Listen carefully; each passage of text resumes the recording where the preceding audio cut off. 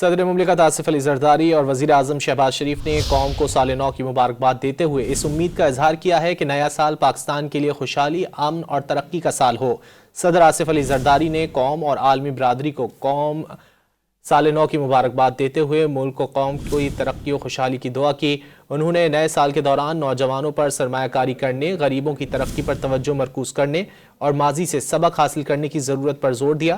وزیر اعظم شہباز شریف نے اپنے پیغام میں دعا کی کہ 2025 کا سورج ملک کے لیے ترقی کی نوید لے کر طلوع ہو اور نیا سال پاکستان کے لیے خوشحالی، امن اور ترقی کا سال ہو۔ انہوں نے مستحکم، روشن اور خوشحال مستقبل کے عزم کا بھی اظہار کیا۔ صدر مملکت آصف علی زرداری اور وزیر اعظم شہباز شریف نے قوم کو سال نو کی مبارکباد دیتے ہوئے اس امید کا اظہار کیا ہے کہ نیا سال پاکستان کے لیے خوشحالی، امن اور ترقی کا سال ہو۔ صدر آصف علی زرداری نے قوم اور عالمی برادری کو سال نو کی مبارکباد دیتے ہوئے ملک و قوم کی ترقی و خوشحالی کی دعا کی۔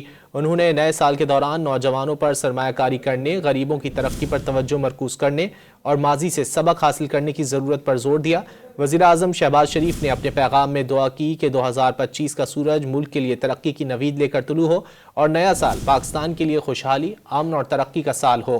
انہوں نے مستحکم، روشن اور خوشحال مستقبل کے عزم کا بھی اظہار کیا۔